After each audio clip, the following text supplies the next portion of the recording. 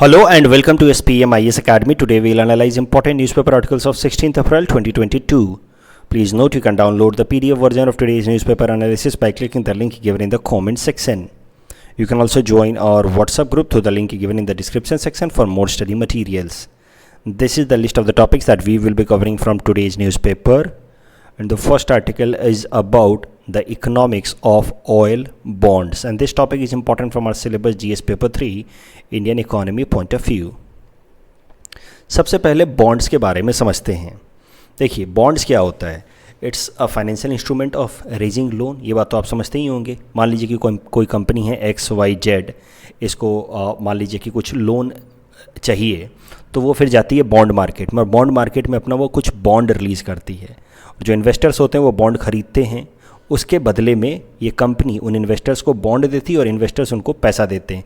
उस bond paper पे लिखा रहता है कि क्या टर्म्स एंड कंडीशंस होंगे, कितना इंटरेस्ट पे करेगी ये कंपनी, और क्या मैच्योरिटी डेट होगा इस बॉन्ड का. तो this is how bond market works. तो बॉन्ड नॉर्मली दो तरीके के होते हैं. कोई प्राइवेट एंटिटी बॉन्ड रिलीज़ कर रही है तो उसको हम लोग प्राइवेट बॉन्ड कहते हैं. अगर सरकार रिलीज़ कर रही है अपने बजटरी रिक्वायरमेंट को मीट करने के लिए तो उसको गवर्नमेंट सिक्योरिटी कहते हैं, या शॉर्ट में कहें तो GSEC. और आपको GSEC आपने पहले भी कई दफ़ा पढ़ रखा होगा. ट्रेजरी बिल या डेटेड सिक्योरिटी, दो टाइप्स होते हैं GSEC के. इनको गिल्ट एज्ड बॉन्ड्स भी कहते हैं. तो I hope you know these basics. अब समझते हैं ऑयल बॉन्ड्स के बारे में. तो देखिए, जब पिछली सरकार थी यानी कि मनमोहन सिंह जी की सरकार थी, UPA रूल था, उस टाइम में पेट्रोल, डीजल, कुकिंग गैस या केरोसिन का दाम जो है सब्सिडाइज्ड हुआ करता था. मतलब सरकार अपने तरफ से उसके दाम को थोड़ा बहुत कम करती थी बाय गिविंग सब्सिडीज़. मान लीजिए मार्केट प्राइस चल रहा है 100 रुपये, लेकिन सरकार कह रही है कि जो ऑयल मार्केटिंग कंपनियां हैं OMCs, उनको कह रही हैं कि आप बस 80 रुपये में बेचिए और पर लीटर हमसे 20 रुपये की सब्सिडी ले लीजिए. तो इस तरीके से UPA सरकार के टाइम में पेट्रोल और डीजल सब्सिडाइज रेट पे बिकते थे, जिसको हम लोग रेगुलेटेड सिस्टम भी कहते हैं, जहाँ पे सरकार कुछ हद तक रेगुलेट करती थी पेट्रोल, डीजल, केरोसिन के दाम को. ये जो मौजूदा सरकार आई, नरेंद्र मोदी जी की सरकार, NDA रूल आई, उसमें इन्होंने पेट्रोलियम प्रोडक्ट्स को एक्सेप्ट केरोसिन, बाकी पेट्रोलियम प्रोडक्ट्स को डी रेगुलेट कर दिया. मतलब मार्केट बेस्ड कर दिया. मतलब इंटरनेशनल मार्केट में क्रूड ऑयल का दाम ऊपर जाएगा तो इंडिया में भी पेट्रोल, डीजल, इन सब के दाम ऊपर जाएंगे. मार्केट से रिलेट कर दिया पूरी तरह से. और इसी कारण से आप देख रहे हैं कि यूक्रेन और रसिया की लड़ाई चल रही है. इंटरनेशनल मार्केट में क्रूड ऑयल के दाम ऊपर गए और हमारे देश के अंदर पेट्रोल और डीजल महंगा होता जा रहा है. अब जरा ये समझते हैं कि जो पिछली सरकार थी, UPA की सरकार थी, वो सब्सिडी देते कैसे थे. What was the mechanism for giving subsidy on petroleum products. तो पेट्रोलियम प्रोडक्ट्स पर सब्सिडी प्रोवाइड करने के लिए पिछली सरकार ने एक स्पेशल तरीके का बॉन्ड रिलीज़ किया था. मतलब उसके लिए उधार लेते थे. मैंने आपको बताया ना कि बॉन्ड उधार लेना होता है. तो पेट्रोलियम प्रोडक्ट्स पे सब्सिडी देने के लिए वो उधार लेते थे, और लगभग 1,34,000 करोड़ का उन्होंने उधार लिया है bye releasing A special type of bond, जिसको नाम दिया गया था ऑयल बॉन्ड्स. ऑयल बॉन्ड्स कैसे काम करता है ज़रा समझिए. मान लीजिए कि इंडियन ऑयल है जो हमें पेट्रोल बेच रहा है. ठीक है, हम जाते हैं इंडियन ऑयल के पेट्रोल पंप पे और वहाँ से पेट्रोल खरीदते हैं. अभी मान लीजिए कि मार्केट रेट चल रहा है 100 रुपये पर लीटर. सरकार ने कहा कि भाई आप इसको बस 60 रुपये पर लीटर बेचो और बाकी का जो 40 रुपये है आप हमसे ले लो. ठीक है. और रादर दैन डायरेक्टली गिविंग 40 रुपये और 40 rupees to oil, Indian oil, सरकार ने क्या किया कि इंडियन ऑयल को 40 रुपये का ऑयल बॉन्ड दे दिया. ऑयल बॉन्ड मतलब एक तरीके से सरकार ने कह दिया कि हमने आपसे उधार ले लिया है 40 रुपये. ठीक है. देखिए, एक तरीका है सीधा सीधा 40 रुपये निकाल करके इंडियन ऑयल कंपनी को दे दें और कहें कि आप कस्टमर्स को बस 60 रुपये में बेचिए, भले आपका मार्केट प्राइस 100 रुपये पर लीटर हो. ऐसा नहीं किया सरकार ने. 40 रुपये निकाल करके दिया नहीं. सरकार ने क्या किया, मनमोहन सिंह जी की सरकार ने, UPA सरकार ने 40 रुपये का ऑयल बॉन्ड दे दिया. ऑयल बॉन्ड मतलब टेक्निकली सरकार ने ऐसा दिखा दिया कि हमने आपको ऑयल बॉन्ड दिया 40 रुपये, उसके बदले में आपने हमें 40 रुपये दिए. तो दिस इज़ हाउ 40 रुपीज़ सरकार ने एक तरीके से दिखाया कि हमने आपसे उधार ले लिया है. राइट. तो in place of directly giving money to the oil companies, the UPA government gave oil bond for distributing oil to the customers at a subsidised rate. तो इस तरीके से चीज़ें सब्सिडाइज होती थी. सरकार ने बॉन्ड पेपर रिलीज़ किया, एक तरीके से दिखाया कि भाई हमारे ऊपर आपका 40 रुपया उधार रहा। अब करंट न्यूज़ क्या है, जब से यूपीए सरकार हटी है, एनडीए सरकार आई है, इन्होंने तो मार्केट ओरिएंटेड कर दिया है, डीरेगुलेट कर दिया है पेट्रोलियम प्रोडक्ट्स के प्राइस को। अब हो क्या रहा है कि पेट्रोलियम प्रोडक्ट्स के प्राइस, पेट्रोल डीजल काफ़ी महंगे हो गए, 105 110 रुपये लीटर बिक रहे हैं, आपने देखा होगा। अब लोग क्या डिमांड कर रहे हैं कि भाई ये जो पेट्रोल 105 रुपये लीटर बिक रहा है, इसका अगर आप ब्रेकअप देखो तो पेट्रोल का जो बेस प्राइस है वो तो 38-39 रुपीज़ ही है। भारत सरकार एक्साइज ड्यूटी बहुत ज़्यादा लगा रही है पर लीटर ऑफ पेट्रोल, और स्टेट गवर्नमेंट्स वैट बहुत ज़्यादा लगा रहे हैं पर litre of petrol. For example देखिए, 102 रुपये का अगर पेट्रोल है तो उसमें 39 रुपीज़ तो बेस प्राइस है और 39 रुपीज़ स्टेट गवर्नमेंट उस पर वैट लगा रहे हैं, सेंट्रल गवर्नमेंट उस पर 32 रुपीज़ का एक्साइज ड्यूटी लगा रहे हैं, विच इज़ क्वाइट हाई। तो लोग डिमांड कर रहे हैं कि आप भाई एक्साइज ड्यूटी क्यों नहीं घटा देते, अगर आपको पेट्रोल डीजल को मार्केट ओरिएंटेड ही करना है तो रहने दीजिए, मार्केट प्राइस के हिसाब से उसको ऊपर नीचे जाने दीजिए, लेकिन आप कम से कम अपनी एक्साइज ड्यूटी तो कट कर सकते हैं, स्टेट गवर्नमेंट अपनी वैट तो कट कर सकते हैं।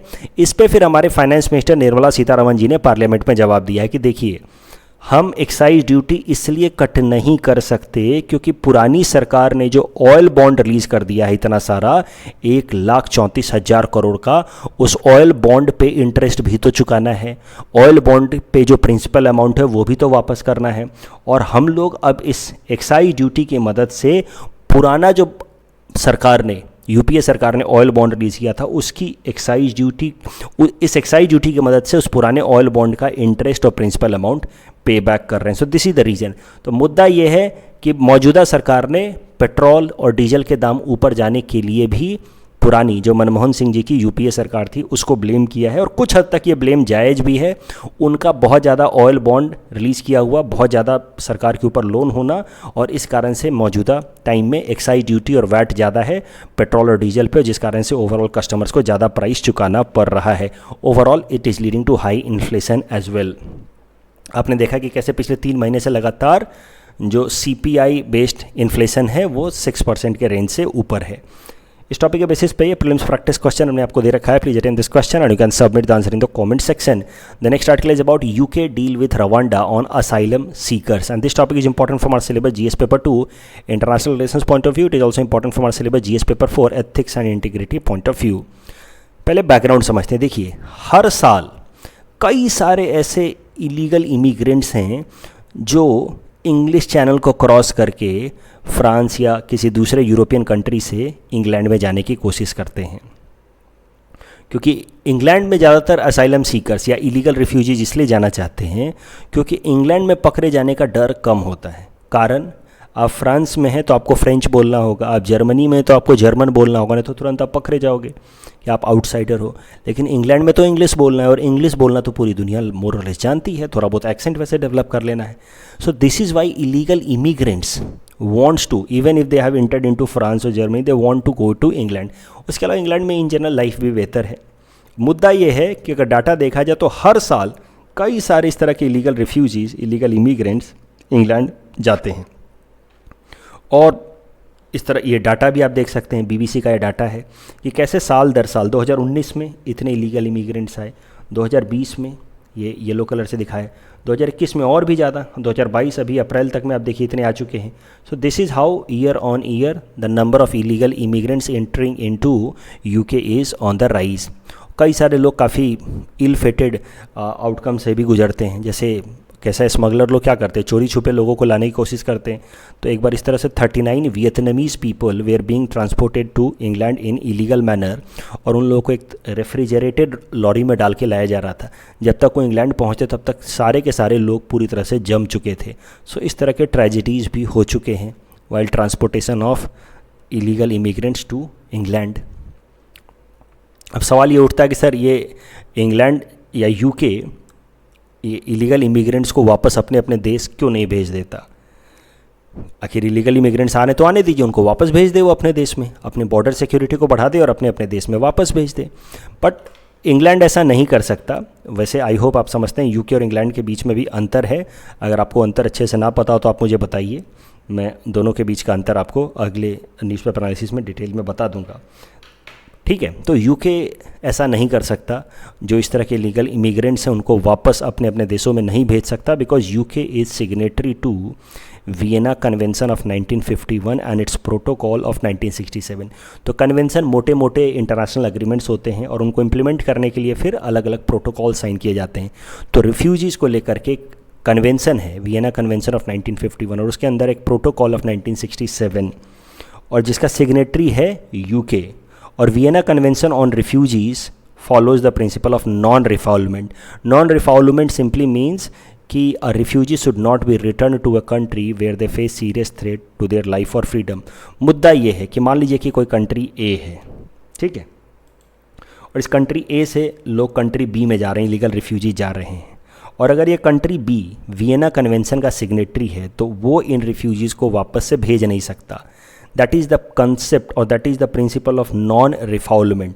वियना कन्वेंशन के अंदर the principle of non refoulement is followed and UK is signatory of Vienna convention. That means it is bound to follow non refoulement, means it can not send the illegal refugees back to their country of origin. अब current news क्या है? अब UK दोबारा से इन सारे illegal refugees को अपने अपने देशों में तो रिफॉल्व कर नहीं सकता बिकॉज ऑफ वियना कन्वेंशन। तो अब यूके ने साइन किया है एक डील विथ रवांडा। रवांडा आप देख सकते हैं एक ईस्ट अफ्रीकन कंट्री है, यहाँ पे इसकी कैपिटल सिटी किगाली।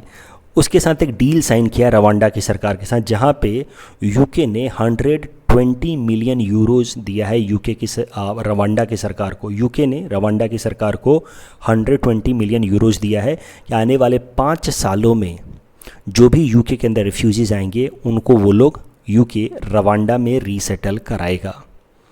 अब इस जो डील है यूके और रवांडा की डील, इसको काफ़ी ज़्यादा क्रिटिसाइज़ किया जा रहा है, इसको एथिकल पर्सपेक्टिव से ज़्यादा क्रिटिसाइज़ किया जा रहा है। This is how you can use it in ethics and integrity paper.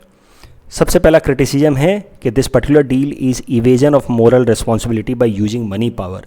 भाई पैसे का इस्तेमाल करके आप अपनी मोरल रिस्पॉन्सिबिलिटी से भाग रहे हैं। UK it's signatory of Vienna convention कि आपके देश में अगर कोई आना चाहता है तो आप उसको रिफॉल नहीं कर सकते, यानी कि वापस भेज नहीं सकते। एक तरह की मोरल ऑब्लिगेशन है। Vienna convention is a moral agreement या मोरल कन्वेंशन की इलीगल रिफ्यूजीज़ भले इलीगल तरीके से भी आ रहे हैं फिर भी आप उनको ज़बरदस्ती भेज नहीं सकते। अब आप अपने मोरल रिस्पॉन्सिबिलिटी से बचने के लिए पैसे का इस्तेमाल कर रहे हैं। गरीब देश को चुन लिया और गरीब देश को बोल रहे हैं कि भाई इन रिफ्यूजीज़ को ले लो, इसके बदले में पैसा रख लेना। Negative impact on demography and infrastructure of poor country. जो गरीब देश है वो बेचारा पैसे के अभाव में इस तरह के अग्रीमेंट साइन कर रहा है और इसके कारण ultimately what will happen, it will lead to negative impact on the demography of that country. वहाँ पे इलीगल इमिग्रेंट्स की संख्या बढ़ेगी, उसके अलावा उनके इंफ्रास्ट्रक्चर पे दबाव बढ़ेगा, वहाँ पॉवर्टी बढ़ेगी। तो ऑलरेडी गरीब है और भी ज़्यादा पुअर हो जाएगा, वहाँ पॉपुलेशन डेंसिटी बढ़ेगी। तीसरा, इट में lead to misuse of public property for private gain. इस बात की क्या गारंटी है कि रवांडा की सरकार जो पैसा लेकर के आई है यूके से 120 मिलियन यूरोज, उस पैसे का इस्तेमाल वो रवांडा के पब्लिक वेलफेयर के लिए करेगी? ऐसा भी तो सकता है कि वहाँ की सरकार इस पैसे का इस्तेमाल खुद के लिए करे, लेकिन ये ज़मीन तो रवांडा की है, रवांडा के लोगों के लिए है, और ज़मीन पे ला करके उसने इलीगल रिफ्यूजीज़ को रख दिया, लेकिन पैसा खुद के लिए यूज़ कर लिया। व्हाट इज़ द गारंटी कि the government of Rwanda will use this money got as an outcome of this agreement for public welfare? That is also not guaranteed. तो इस तरीके से इन एथिकल ग्राउंड्स पे क्रिटिसाइज़ किया जा रहा है इस पर्टिकुलर यूके रवांडा की डील को। अब जरा ब्रीफली ये भी देख लेते हैं कि इंडिया की क्या पॉलिसी है रिगार्डिंग रेफ्यूजीज़। तो इंडिया ने Vienna convention of 1951 on refugees sign नहीं कर रखा है, इसीलिए आसाम के अंदर हमने आसाम अकॉर्ड साइन करा और उसमें कॉन्सेप्ट ऑफ रिफॉल्वमेंट का कॉन्सेप्ट रखा कि हम आइडेंटिफाई करेंगे इलीगल इमिग्रेंट्स को और वापस उनके देश में भेजने की कोशिश करेंगे। Why we could bring that clause? Because India is not a signatory to Vienna convention of 1951 on refugees. तो India is neither member of 1951 Vienna Convention on Refugees nor signatory of its 1967 protocol. India क्यों इसका signatory नहीं है, India की refugee policy ऐसी क्यों है, वो भी ज़रा समझते हैं। तो देखिए, साउथ एशिया की जो बाउंड्री है वो काफ़ी ज़्यादा पोरस है। पोरस इन द सेंस कि उसको गार्ड कर पाना काफ़ी कठिन है और कई सारे इलीगल इमिग्रेंट्स अलग अलग देशों से दूसरे देशों में ट्रांस माइग्रेट कर सकते हैं। अब देखिए इंडिया म्यांमार का बॉर्डर कितना पोरस है, या फिर इंडिया बांग्लादेश का भी पोरस है, इसलिए कई सारे इलीगल इमिग्रेंट्स आराम से चले आते हैं इंडिया के अंदर। सो ऐसे हालात में when the boundary is quite porous, वैसे हालात में अगर इंडिया वियना कन्वेंशन को साइन कर देता है तो फिर इंडिया के ऊपर एक ऑब्लिगेशन बन जाएगी इन सारे रिफ्यूजीज़ को अपने अपने देशों में ही रखने का, उनको रिफॉल नहीं कर पाएंगे हम, and that will create unnecessary infrastructural stress, economic burden on India. It में lead to demographic shift also. अलग अलग एथनिसिटी के लोग हमारे देश में आएंगे तो हमारे देश की एथनिक जो डेमोग्राफिक सिस्टम है वो धीरे धीरे चेंज होने लगेगी। भाई इंडिया जो है वो अपने रिफ्यूजीज़ को ह्यूमन मैनर में ट्रीट करता है और उनको ह्यूमन तरीके से ट्रीट करने के लिए हमने सिटीजनशिप अमेंडमेंट एक्ट भी लाया, बट हम लोग कोई इंटरनेशनल अग्रीमेंट साइन करके अपने ऊपर परमानेंट ऑब्लिगेशन नहीं बनाना चाहते। We want to keep things under our control. हमें रिफ्यूजीज़ की मदद करनी होगी तो हम करेंगे, लेकिन अपने तरीके से। By signing a Vienna convention and its protocol, India does not want to be answerable to any international system कि भाई आपने इन रिफ्यूजीज़ को क्यों नहीं एडमिट किया अपने देश में। इस टॉपिक के बेसिस पे ये प्रीलिम्स प्रैक्टिस क्वेश्चन हमने आपको दे रखा है। This should be question number 2। मैं पीडीएफ में इसको ठीक कर दूंगा। ये क्वेश्चन हमने दे रखा है। Please attend this question and you can submit the answer in the comment section. The next article is about CAM system. This topic is important from our syllabus GS paper 3 science and technology point of view. CAM system, CAM stands for canister launched anti armour loiter munition. तो CAM system समझना है तो इस पूरे जो term है canister launched anti armour loiter ammunition, इनको break कर करके देखते हैं। सबसे पहले लॉइटर एम्यूनेशन देखते हैं। लॉइटर मतलब देखो कैसा होता है कि ऊपर ऊपर कोई भी ऐसी चीज़ जो ऊपर ऊपर से मंडरा सके, घूम सके हवा में ही। जैसे कभी कभार आप हवाई जहाज़ को देखते हैं ना, एरोप्लेन को, एयरपोर्ट में जगह खाली नहीं होता तो ऊपर ही वो गोल गोल घूमने लगता है, उसको कहते हैं कि वो लॉइटर कर रहा है ओवर द एयरपोर्ट, राइट। तो loiter munitions are a kind of mixture of missile as well as drones. Drones क्या हैं, वो आसमान में घूम सकते हैं, और मिसाइल्स क्या करते हैं, एक्सप्लोसिव कैरी कर सकते हैं। और अगर दोनों का मिक्सचर बना दिया, यानी कि आसमान में घूमने वाले या मनूवर करने वाला सिस्टम जो एक्सप्लोसिव कैरी कर रहा है, तो उसको हम लोग कहेंगे loiter ammunition. So loiter ammunitions are a kind of mixture of drones as well as missiles. और इन लॉइटर एम्यूनिशंस में कैमरा भी लगा रहता है। कैमरा लगे होने के कारण कैसा है कि अपने टारगेट को हमेशा ये देखते रहते हैं और सही मौके पे जाकर के अपने टारगेट को चूज करके हिट कर देते हैं। तो ये तो हो गया canister launched anti armour loiter ammunition में लॉइटर एम्यूनेशन का मतलब। अब कैनिस्टर लॉन्च्ड का मतलब समझिए। कैनिस्टर, कैसे आपने कभी रॉकेट जलाया होगा दिवाली के टाइम में। रॉकेट में क्या करते हैं, आप किसी कैनिस्टर के अंदर रख करके और रॉकेट को ऐसे स्काई की तरफ पॉइंट करते हुए उसको जलाते हैं, तो वो होता है कैनिस्टर। मिसाइल्स भी ऐसे ही लॉन्च होते हैं। जैसे मिसाइल लॉन्च करने के लिए ये देखो, ये होगा कैनिस्टर। तो canister launched, canister is a system that is used to launch missile. Canister launched anti armour. Anti armour मतलब एक ऐसा सिस्टम जो किसी आर्मर्ड व्हीकल को, आर्मर्ड व्हीकल में से टैंक वगैरह जो किसी हमारे ऊपर अटैक कर सकता है, उसको हम लोग कहते हैं आर्मर्ड व्हीकल। और आर्मर्ड व्हीकल को अटैक करने वाले सिस्टम को हम लोग कहेंगे एंटी आर्मर। तो अब जरा नाम पढ़ो, काम सिस्टम क्या होगा। Canister launched, canister launched anti armour मतलब किसी टैंक वगैरह को उड़ाने के लिए। लॉइटर एम्यूनेशन, टैंक वगैरह को उड़ाने के लिए इस तरीके का सिस्टम जो हवा में उड़ता रहे। तो ये क्या करेगा, एक्सप्लोसिव कैरी कर रहा है मिसाइल की तरह, ड्रोन की तरह हवा में ये मनूवर भी कर सकता है, इसीलिए लॉइटर एम्यूनेशन है। इसके ऊपर कैमरा भी लगा है, नीचे से वो अपने टारगेट को देखता रहेगा और मौका आने पे उसको हिट भी कर देगा। That is what is known as anti armoured canister launched. काम सिस्टम न्यूज़ में क्यों है, क्योंकि इंडियन आर्मी ने रिक्वेस्ट फॉर इंफॉर्मेशन रिलीज़ किया है फॉर काम सिस्टम। रिक्वेस्ट फॉर इंफॉर्मेशन पहला स्टेज होता है कोई भी इक्विपमेंट को खरीदने का, कि भाई कौन कौन ऐसे देश हैं जिनके पास काम सिस्टम है, आप बताओ कि आपके काम सिस्टम में क्या क्या फीचर्स हैं, क्या दाम है। तो कहते हैं ना कोटेशन देना, कि भाई आप अपना कोटेशन दीजिए। तो उसके लिए पहला स्टेप होता है रिक्वेस्ट फॉर इंफॉर्मेशन। तो इंडियन आर्मी ने रिक्वेस्ट फॉर इंफॉर्मेशन रिलीज किया है फॉर काम system. The next article is about WhatsApp pay and this topic is important from our syllabus GS paper 3 Indian economy point of view. देखो WhatsApp pay है क्या, WhatsApp क्या है तो आप सब जानते ही हैं, इंस्टेंट मैसेजिंग सिस्टम है। लेकिन अब व्हाट्सअप के अंदर पेमेंट इंटरफेस मॉडल भी लाया जा रहा है, यूपीआई बेस्ड पेमेंट इंटरफेस भी लाया जा रहा है, जो लेकर के आया है national payment corporation of India, NPCI. NPCI आपको मैं पहले भी कई दफ़ा करा चुका हूँ, 2007 में लॉन्च किया आरबीआई ने। इसका मेन पर्पस था डिजिटल पेमेंट को प्रमोट करना, और डिजिटल पेमेंट को प्रमोट करने के लिए फिर NPCI लेकर के आया यूपीआई एक पेमेंट इंटरफेस है जिसका इस्तेमाल फ़ोन पे में या फिर गूगल पे में किया जाता है, राइट। भीम में भी किया जाता है, एक अकाउंट से दूसरे अकाउंट में पैसा भेजने के लिए, उसको UPI based payment interface model कहते हैं। तो व्हाट्सअप में भी अब ये UPI based payment interface model ला दिया गया है, यानी कि व्हाट्सअप में भी अब आपको नीचे में ऑप्शन दिखेगा कि आप व्हाट्सअप में आपका जो दूसरा कॉन्टैक्ट जो सेव है उसके अकाउंट में आप पैसे भेज पाएंगे। So this is how WhatsApp pay will work. अब व्हाट्सअप पे को तो देखो 2018 में ही लॉन्च कर दिया गया था ट्रायल रन के लिए, लेकिन उसको धीरे धीरे अलाउ किया जा रहा है ज़्यादा ज़्यादा कस्टमर को सर्विस प्रोवाइड करने के लिए। तो व्हाट्सअप पे को पहले एकदम ट्रायल रन में लाया गया था 2018 में, फिर अलाउ किया गया 10 मिलियन यूजर्स को आप ये सर्विस दे सकते हैं, लगभग 1 करोड़ यूजर्स को। तो रैंडमली 1 करोड़ यूजर्स को ये सर्विस प्रोवाइड किया गया, राइट, फर्स्ट फेज में। अब न्यूज़ ये है कि व्हाट्सअप पे में 60 मिलियन यूजर्स को सर्विस, ये पेमेंट सर्विस प्रोवाइड करने का अलाउ कर दिया है NPCI ने। 60 मिलियन यूजर्स यानी कि 6 करोड़ लोगों को अब ये व्हाट्सअप में पेमेंट का भी ऑप्शन मिलेगा। जैसे गूगल पे होता है, फ़ोन पे होता है, वैसे ही व्हाट्सअप पे भी आपको पेमेंट का ऑप्शन मिलेगा, अपने अपने कॉन्टैक्ट्स को आप पैसा भेज पाएंगे। अभी 60 मिलियन यूजर्स को, उसमें से हो सकता है हम और आप लकी हो तो हमारे में भी आपको व्हाट्सअप में पेमेंट का ऑप्शन दिखना शुरू हो जाएगा। 60 मिलियन को बढ़ाकर के 100 मिलियन कर दिया जाएगा कुछ टाइम बाद, यानी कि 10 करोड़ लोगों को व्हाट्सअप पे करने का मौका मिलेगा। व्हाट्सअप देखिए, अगर अभी इंडिया के अंदर लगभग 500 मिलियन लोग यूज करते हैं, यानी कि 50 करोड़ से भी ज़्यादा लोग व्हाट्सअप का इस्तेमाल करते हैं। तो क्यों नहीं 500 मिलियन लोगों को एक बार में अलाउ कर रहा है NPCI, इस सारे के सारे लोगों को व्हाट्सअप पे इस्तेमाल करने को दे दिया जाए। Why this is not being allowed? क्योंकि इससे कैसा है, पूरी तरह से कंपटीशन जो है वो शिफ्ट हो जाएगा। It will lead to uneven playing field, it will lead to monopolisation of WhatsApp in the field of payment, digital payment.